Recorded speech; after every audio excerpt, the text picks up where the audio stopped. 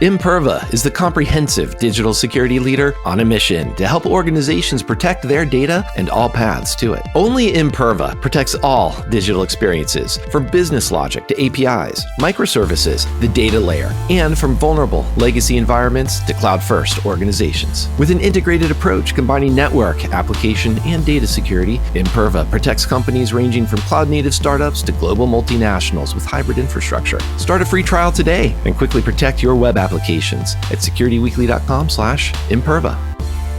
Business Security Weekly is recorded on Mondays at 3 p.m. Eastern Time. Each week, we address the challenges facing CISOs through our guest interviews, including former and active CISOs. Our news segment is focused on leadership and communication to better help security leaders translate and communicate security risks into business risks. Jason Albuquerque, Ben Carr, Tyler Robinson, and others add their expertise to the conversation. I'm Matt Alderman, and I hope you search for Business Security Weekly in your favorite podcast catcher and subscribe to download our latest content. Welcome back to Application Security Weekly. We just talked with Frank Catucci about large language models, prompt injection, and how hallucinations might impact use cases like automatic code generation. I'm your host, Mike Shima. I'm here with the human John Kinsella, and it's just about time for the news. But first, one announcement. Identifers 2023 is heading to Vegas. Join the digital identity community at the Aria Resort and Casino in Las Vegas, May 30th to June 2nd. Identiverse is a must-attend annual event that brings together over 2,500 security professionals for 4 days of world-class learning, engagement, and entertainment. Receive 20% off your Identiverse 2023 tickets using code IDV23-SW20. Register today at securityweekly.com/Identiverse2023. And Mr. Kinsella, we've got a very brief AP I don't know question, which the original question is, will he be RSA? But let me generalize that to what's the next conference or meetup that you'll be attending that you might, talk to somebody in person, for example? We're starting to have fun up here in Seattle. Well, I'm starting to have fun up here. We are relaunching the CSA Cloud Security Alliance. So we had a meetup, last week? I have another one coming up in May. I'm not going to RSA this year. I don't know. It's not a COVID thing. I just some years almost every year I go. This year I'm I don't know. How about you? I will be at RSA briefly, and I will also be hanging out at B-Sides the weekend before. So that's always fun community with the local people who've come in for RSA or the local Bay Area folks. So if you're around B-Sides or RSA, let us know, and I'll be more than happy just to say hi to some of our listeners. Which brings us to the news. So, John, I am not on their mailing list, so I didn't get this notification, but I do have I do enjoy Ferrari ever since growing up watching Magnum PI drive around Hawaii in a Ferrari 308. So I'm not sure if you're on their mailing list, but Ferrari got hit with some ransomware. And really, I'm just mentioning it because, yes, it's a little bit fun to point to a non-tech company dealing with this and using it as a bit of compare and contrast as we talk about a couple different security incident discussions this week. I have to say, for the Formula One fans out there, I've got to rephrase this conversation into, and I'll explain it to you later. Do we have a problem with ransomware? Question. Stand by. We are checking. Yeah, the Ferrari pitwall's been having a hard time this year and last year. I am unfortunately not on that list yet. I don't know. I've thought about it. Wouldn't mind. I need a little bigger garage, but I think what was interesting in this article is you get further down in it where they're talking about, okay, if you're going to, sort of the threat modeling aspect of it, if you're going to go and attack somebody, do you want to go after ransomware? The Kias, nothing wrong with Kias, but they're probably not the same people wealth-wise who are buying the Ferraris. So I thought that was sort of an interesting point of view about that. Maybe those people are getting their money from BitCoin's ATMs or something. So it just comes down to how they get that wealth. Indeed, and that's called foreshadowing because we have an article there. But before we get to the Bitcoin one, let's do a quick compare and contrast about this is what Ferrari is describing. They also said, from their investigation, working with a third party, it doesn't look like there's any other breach of systems or confidential information, payment information, for example, I think is what you were alluding to for their customers. So it's good to have that type to be able to make those statements with confidence, and hopefully that is backed up by reality, of course. There was also a March 20th outage that OpenAPI describes it, which I was initially kind of bristling at the way that they described this as their initial communication was blaming this on an open source library, which is sort of like the modern version of blaming it on an intern. And a new phrase, rather than we take this seriously, we feel awful about this. But fortunately, they did come out with a description about what happened, which is still called an outage, which is maybe not the best language because it's a bit more than outage, especially if there was the potential exposure of payment-related information. But it was in a Redis Python specifically, package, which was the open source library previously alluded to, that was running into a concurrency issue that also then hit a caching issue, which is how users were seeing the prompts and chat histories or payment information of other users because basically cached objects were going to their wrong destination. So it was kind of interesting from that perspective. And I did take a look, I was diving into a little bit of what the fix was, but before we get to that, I'm just curious on the communication side of the house here, or what happened, if there's something in particular that stood out to you that also kind of hit you the way that it rubbed me the wrong way this time. Mike, I too feel horrible about how they described this issue. Do you also feel awful? I feel awful about how they describe this issue. Yeah, okay, so double check me here. When I was reading this again today, and it might be short-term old man memory loss or it might be something else, I thought that we saw an issue with Redis somewhere else in the last few weeks. I went back through the last few episodes, I couldn't find it. So maybe it's just when I read this one last week. Yeah, it's not an outage. Maybe it's just 1.2% of your subscribers, but it's still, you've got a ton of subscribers that you potentially exposed data on. I'm not down with that. They could have used ChatGPT and written this a little bit better, I think. I think. So the thought that was in my head this morning when I started going through news and prepping for this and pulling stuff in is ChatGPT, and this is hot take, so do with it what you want. But ChatGPT right now is coming to me sort of like, it's becoming like a Web3 thing, and I'm not sure if it's Web3 for security, for coding, for what it is. I think we've got a lot of folks. The majority of what we're seeing ChatGPT right now is people talking about using ChatGPT to do something. It's not so much. If you want to start some particular advice, they're pondering where can they sort of squeeze it into their product. But the fact that they're trying to squeeze it into their product for the marketing rah-rah is like, oh no, don't do that. So I don't know. It'll be interesting to see where it goes. I hope in the meantime we're not going to see too many of these. I suspect we're going to see more of these. Right? It's a new tech, new product, the same as we've seen with we're still seeing with smart contracts and stuff. We're on that side of the fence. So it's fresh, new, and we're going to have issues with it. So buckle down and see where it goes. Buckle down, see where it goes. And indeed, I do like that it has the technical details. There's a nice list of bullet points and actions we've taken. So this does have the components. It does have the ingredients of a more transparent type of write-up that we like to see.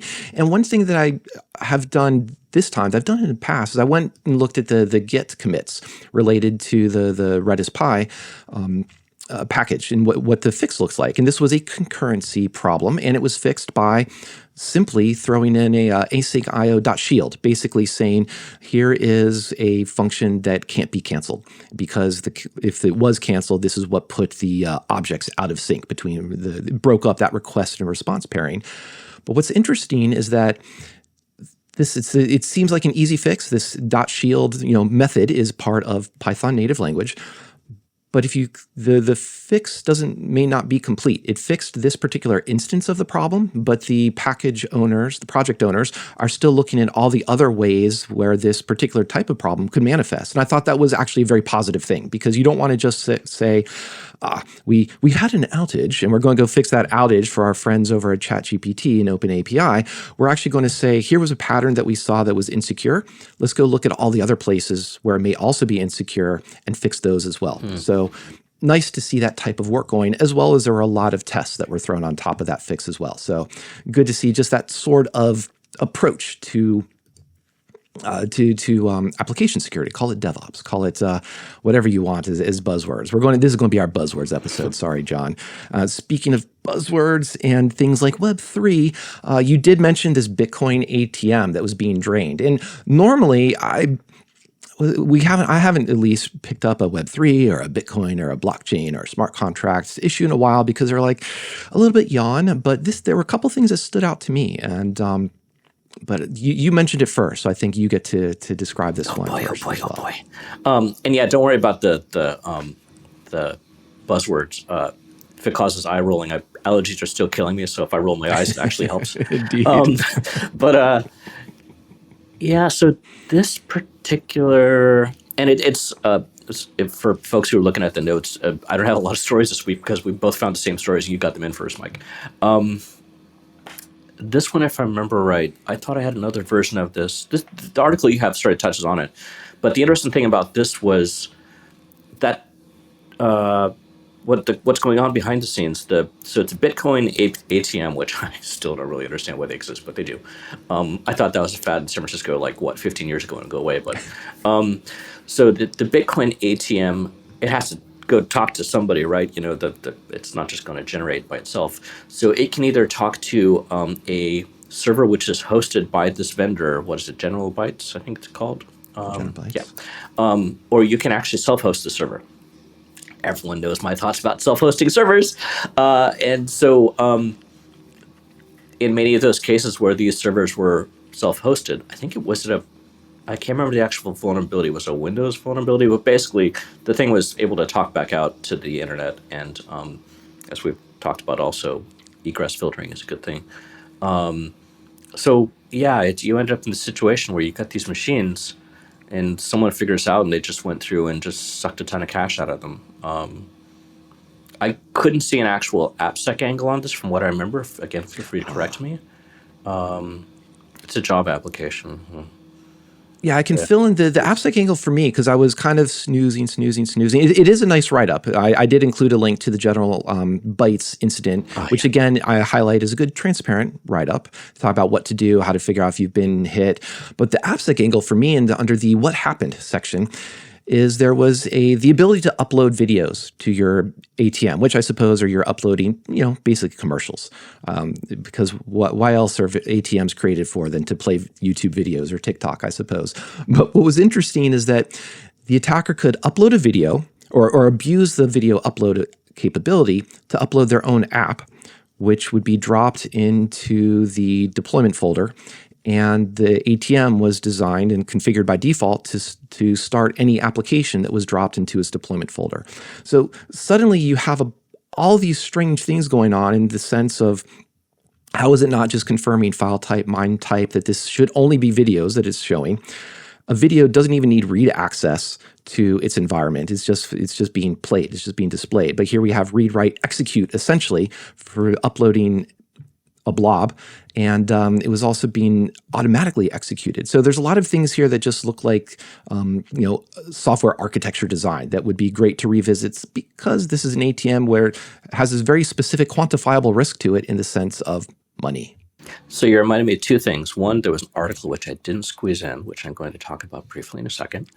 But also, one of the things my brain does when we talk about vulnerabilities in here is I think about where else is that sort of thing going to happen, right? So like you were talking about with the Raspberry Pi, and our Pi-Revs. And in this case, what pops to my mind, which is sort of scary, is when I'm filling up my Ferrari at the local gas station, it plays video ads to me. So how did it get on there? Is there a chance to have a vulnerability in your local gas station pump? Might be worth looking into. But then the other related to this on the sort of, videos and things like that. There was an article in the last week or so, actually over the weekend, might have been this morning. Google Pixels are crashing after watching a clip of Alien on YouTube.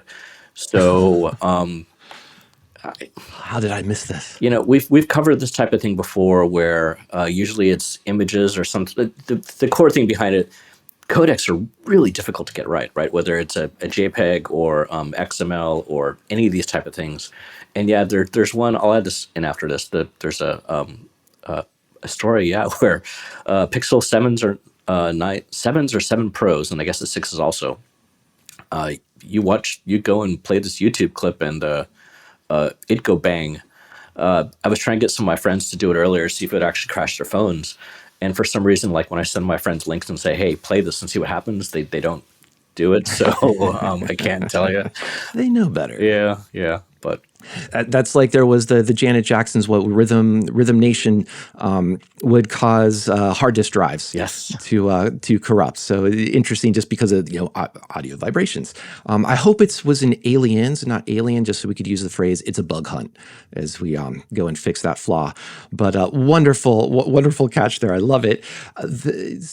I think there was also over the weekend another thing that was happening was GitHub updated their SSH host key. And again, I mostly just threw this in probably as a quick conversation because it was just a write-up of a security incident that didn't come from a compromise. This was just transparent discussion from GitHub about saying, we made a mistake. Internally, we discovered it. It didn't impact anyone, but you're probably going to see some remote host identification keys changing, and this is why. I thought it was something worth mentioning, actually interesting, or a bit of a longer conversation. So partially from how they handled it. So I believe what was this? It was over the weekend, like you said. Was it 24th? So that's Friday, Thursday, sometime last week. From what I remember and my friends, if you hit GitHub's webpage at that point, there was no like banner going, guys, you need to change things. Maybe there was. I don't remember seeing one. So one, it seems like, okay, you can put a blog post out about it, but that means that has to get to me. And I think what was interesting to me is, so I think how they handled it generally was great. It's how everything else handles that. So part of this, let's talk about like, okay, your average developer, are they SSH experts? I don't think so. So you suddenly get... Nor do they need to be. That's part of the question. Do they need to be? I probably don't. I think you're right. They probably don't. For a lot of what's interesting, so when I heard about this that morning, I'm like, okay, well, how does it affect me? How does it affect, like, can I pull something? And I'll talk about VS Code in a second, for people who haven't seen my Twitter. How do I fix this? How do I get around it? And I was trying to go from a point of view of like, how are other folks going to be thinking about this, right?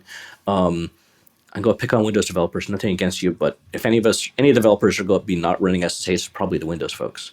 So you're suddenly telling these guys they've got to go and replace a SSH pub key. Okay, well, how do you replace it? Well, in the GitHub article, they say what, SSH dash capital R and blah, blah, something to do it. Okay, that's cool. But now when I go get the new key, how do I know it's the right key and someone's not man-in-the-middling me? And one of my friends was referring to this as like, it's as bad as telling it. I'm like, okay, dude, Bill, I love you, but no, it's not. But okay, how do I get the right key? And like, okay, I have to tell someone how to do a fingerprint comparison on SSH, which I don't do that often enough to keep that in my head.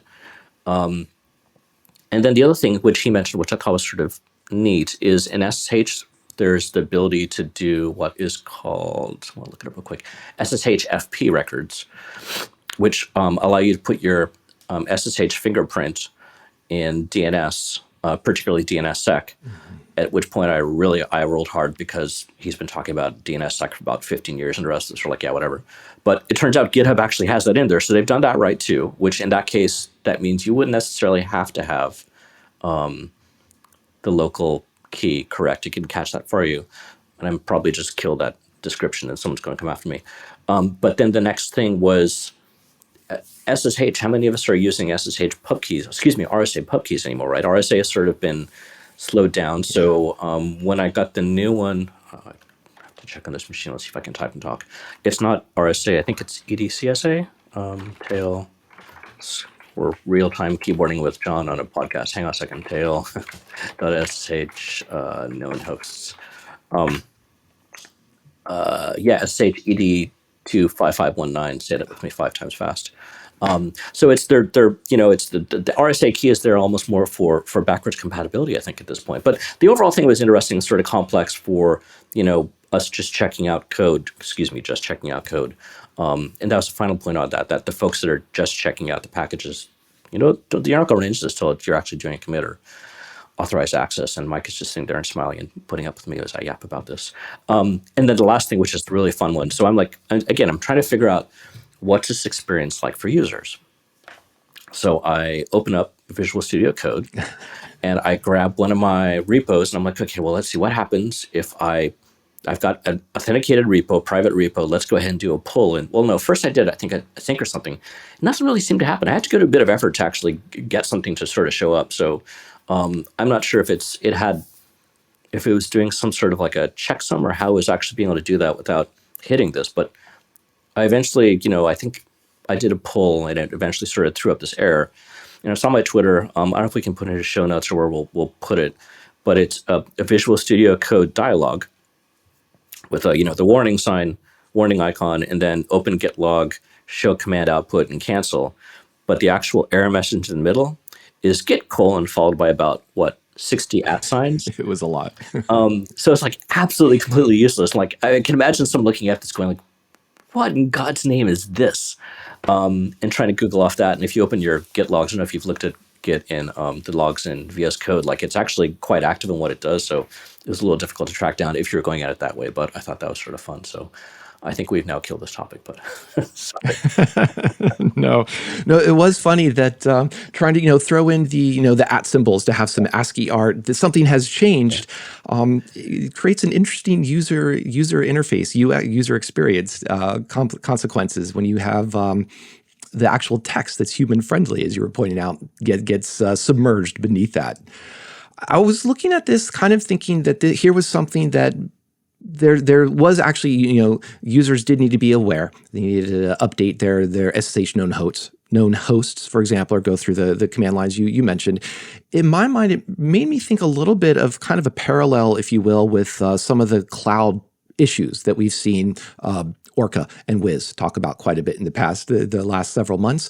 And I picked an article here from Datadog that was talking about a CloudTrail bypass that mostly I highlighted because here's something that happened in the cloud service provider, AWS specifically, and users don't need to do anything. Because AWS says it was reported to us, we fixed it, we did our investigation, we don't see evidence of abuse. Carry on.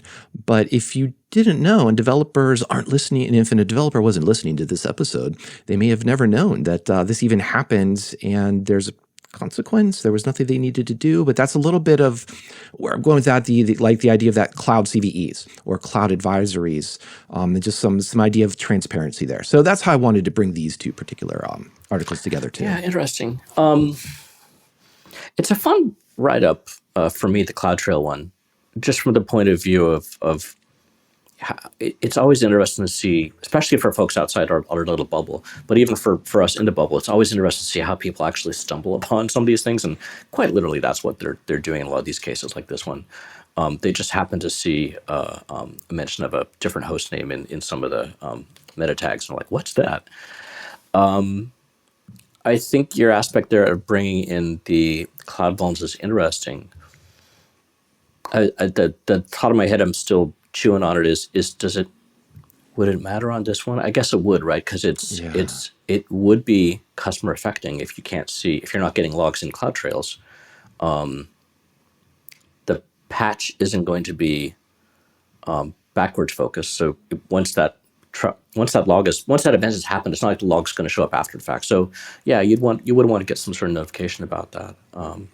So this would be a good use of that. What was interesting, though, was in the post, they talked through in here that, I'm not going to find it right now, but they were mentioning that apparently this is not the first time they've found private APIs and they've been playing with them, because they mentioned that they usually don't show up in CloudTrail. I'm like, oh, that's interesting. They've been busy. But yeah, it's hopefully a very limited thing, but it's again, something else we'll have to watch. And as these, my standard joke with folks at Amazon is how do you guys keep track of everything coming out of that company on AWS? So we get to try and keep track of the vulnerabilities or the things which could have vulnerabilities at the same time. So yeah, we'll be busy. Job security.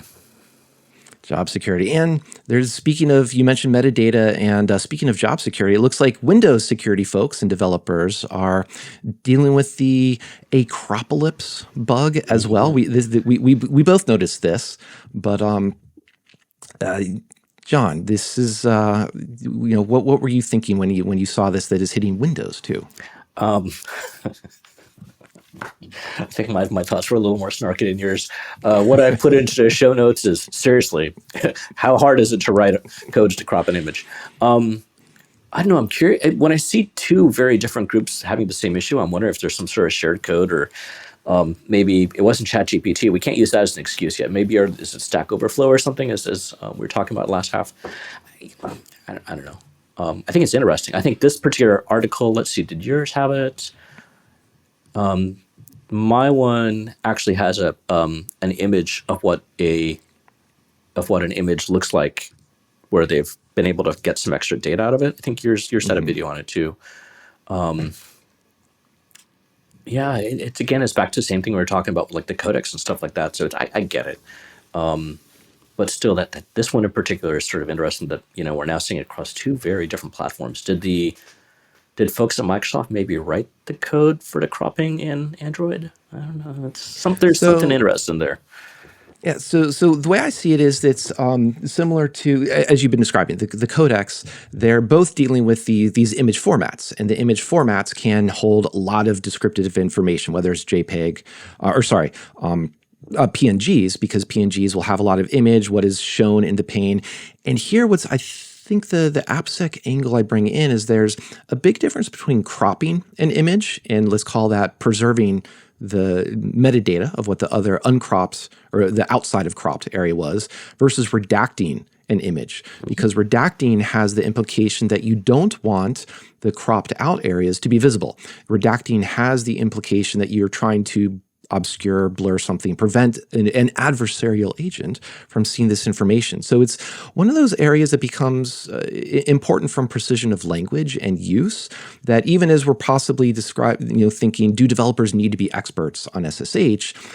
If end users shouldn't necessarily have to be experts on cropping versus redacting versus forensics analysis of an image, if a tool is being proposed or posited to say, I'm going to blur out someone's face, here we get into that safety issues of what is the use case, what's the threat scenario for someone using a tool like this. And I'm going to suspect that whether it's the Android side or Windows side, they weren't necessarily thinking of this has to be anti-forensics. This has to be counter to forensics. We just need to reshape this image and do something quickly so that the PNG format says, here's what I'm going to show, but some of that extra area of the image format is going to actually contain what used to be there. Yeah, one last thought on this. What might be interesting also is, so if you have an image, you've cropped it with one of these tools, you've signed it because there's got some sort of forensic thing going on. So you've now signed the image, or you got a checksum for the image, and then someone goes and figures out that, hey, there's still data in there. That in a legal situation, that's going to be really interesting. And I don't want to be anywhere close to the conversation around that, right? Because that's, that could be significant, right? It's if you've got something which you've got a piece of evidence where you've signed it, and this is forensically this, we have this, we've gone and cropped for whatever we want, and then someone else can figure out there might be more data in that. I think a few lawyers are going to lose some sleep over that one. Yeah, and I think one more comment there, that gets into that idea of, you crop the image, but then rewrite the image fresh, so that it's, that's hopefully a way to lose that information, or you rewrite it from PNG into JPEG. That transcoding also ostensibly would just show here is what's being presented to the human view and not what's hiding in that metadata. Let's switch a little bit to perhaps a more positive aspect. You had two articles here about safe NPM and some code quality. So, which is going to make you less grumpy to talk about, Mr. Kinsella? I have to think about that. So I'm going to hit the code quality one first really quickly. So I put this in here slightly in a snark. I love everything which the author has written in here. So when I first saw this, so the title for those not seeing the show notes, Developers Unite, join the fight for code quality. I'm like, oh, cool, interesting. Maybe there's like a developers union forming that is going to push management to try and improve quality for, I'm like, okay, that got me a click on it. But really, it's a rah-rah piece, and everything they're saying is great. There's nothing wrong with it, but like it's and I'm sure I've said these things sincerely myself in the past, and I will in the future. But when I saw this in Reddit, I'm like, oh, it's so really quickly go through. Quality is best, quickest path for value. Quality of brand protection. Quality is craft. Quality is the right thing to do. How do you make this happen? You frame your concerns about quality. You quality. You leader quality. Did I say quality? And I'm being slightly snarky, but apologies. I like the point of it, but I hope it gets traction with some folks out there. I think there's a meme going around based off of Jurassic Park, where two folks at a table and someone says, well, in this case, what pops to mind is someone says, see, everyone cares about quality, or who cares about quality, and you turn around and ask, like, no one's looking. It doesn't really drive things, unfortunately. I'm going to be quoted on that at some point in time. I know it, and here we are. Anyways, I'm moving on to the other article. I don't think you have anything to comment on that. But do you any NPM it is. Let's keep going. This one is interesting to me. So a company called Socket, which I think is a unfortunate name, because when I first saw this article somewhere else, the headline was Socket used to improve security of NPM. I'm like, what? But so Socket is a company, socket.dev, and they're making start off with a vulnerability scanner for NPM. And what they've come out with now is basically it's a wrapper around NPM install, an NPX install.